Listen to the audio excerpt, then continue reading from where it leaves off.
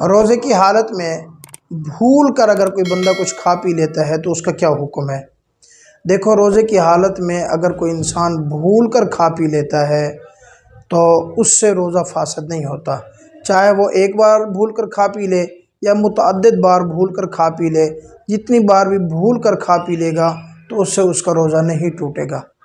البتہ یہ ایک مسئلہ سامنے آیا ہے کہ ایک آدمی روزے دار ہے اور وہ بھول کر کچھ کھا پی رہا ہے، تو آیا کہ اس کو یاد دلانا چاہیے یا نہیں دلانا چاہیے؟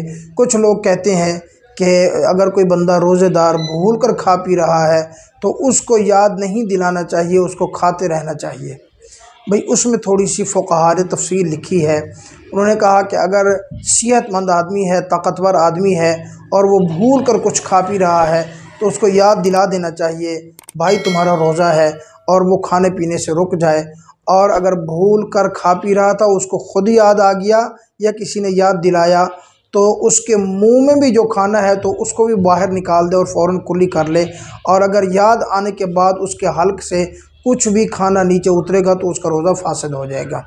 اسی طریقے سے اگر آدمی کمزور ہے، طاقتور نہیں ہے، کمزور آدمی ہے اور ضعیف آدمی ہے یا بوڑھا آدمی ہے، وہ بھول کر کھا پی رہا ہے، تو پھر فقہاء نے کہا کہ اس کو یاد نہیں دلانا چاہیے، اس کو کھاتے پیتے رہنا چاہیے، اس کو کھانے دینا چاہیے۔